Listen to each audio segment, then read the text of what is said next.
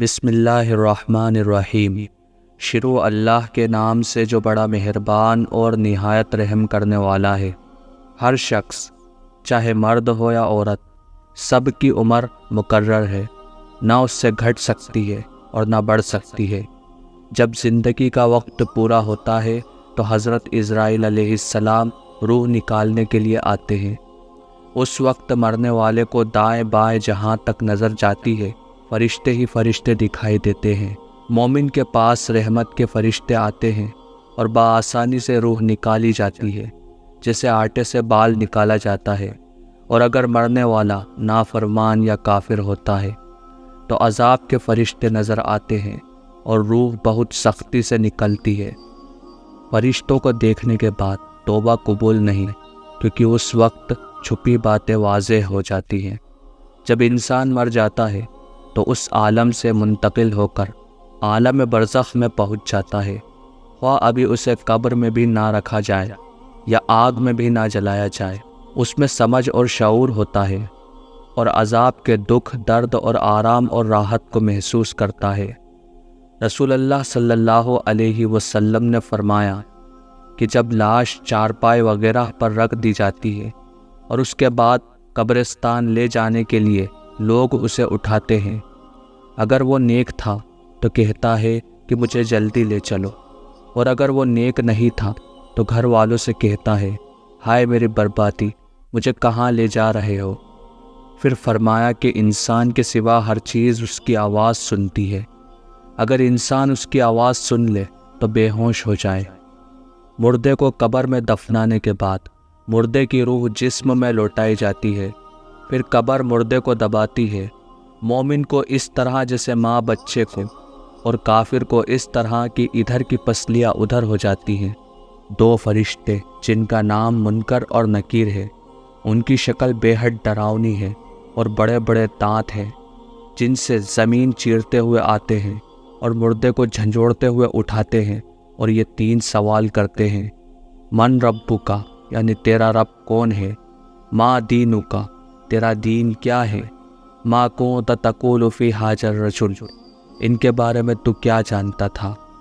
پہلے سوال کے جواب میں مومن کہتا ہے میرا رب اللہ ہے، پھر دوسرے سوال کے جواب میں کہتا ہے میرا دین اسلام ہے، اور تیسرے سوال کے جواب میں کہتا ہے وہ اللہ کے رسول صلی اللہ علیہ وسلم ہے۔ اس کے بعد آسمان سے ایک اللہ کا منادی آواز دیتا ہے کہ تو نے سچ کہا، سو اس کے لیے جنت کے بچھونے بچھا دیے جاتے ہیں اور جنتی کپڑے اسے پہنا دیے جاتے ہیں، اور جنت کا دروازہ کھول دیا جاتا ہے، اور حد نگاہ تک قبر وسیع کر دی جاتی ہے۔ اگر وہیں بندہ کافر ہوا تو پہلے سوال کے جواب میں وہ کافر بندہ کہتا ہے مجھے پتہ نہیں، پھر دوسرے سوال کے جواب میں کہتا ہے ہائے مجھے پتہ نہیں، اور تیسرے جواب میں بھی یہی کہتا ہے کہ ہائے افسوس میں نہیں جانتا۔ پھر آسمان سے ایک منادی آواز لگاتا ہے کہ تو نے جھوٹ کہا، سو اس کے نیچے آگ کا بچھونا بچھو دیا جاتا ہے اور جہنم کا دروازہ کھول دیا جاتا ہے اور قبر اس پر تنگ کر دی جاتی ہے۔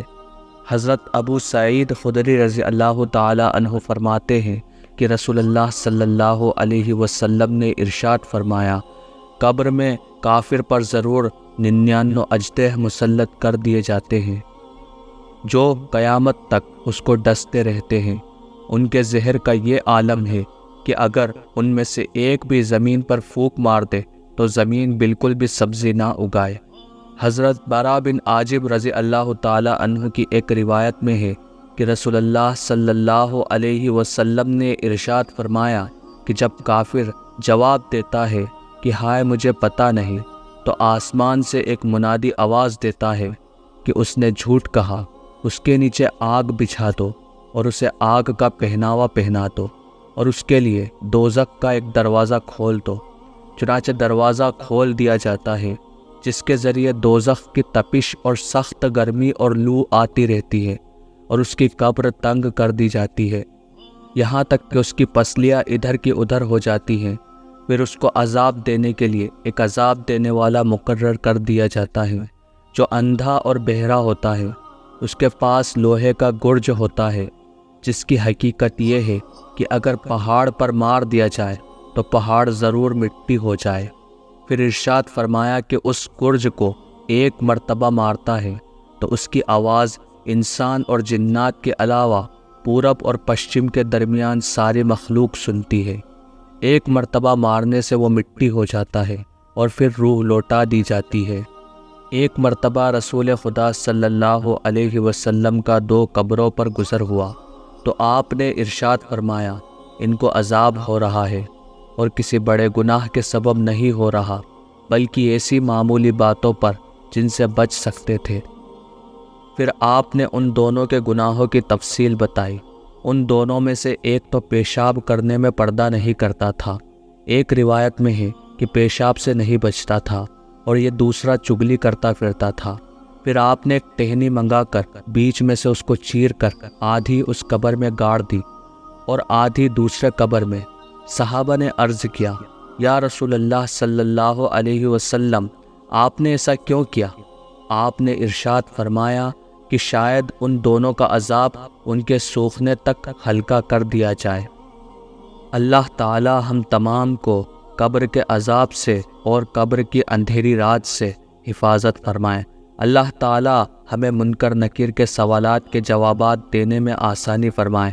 اللہ تعالی ہم تمام مومن مومنات کا ایمان پر خاتمہ فرمائے، اور جو لوگ قبر میں ہیں اللہ تعالی ان کی قبر کو نور سے منور فرمائے اور ان کو جنت الفردوس میں اعلیٰ سے اعلیٰ مقام عطا فرمائے۔ اللہ تعالی آپ کا اور ہمارا حامی اور مددگار ہو، آمین۔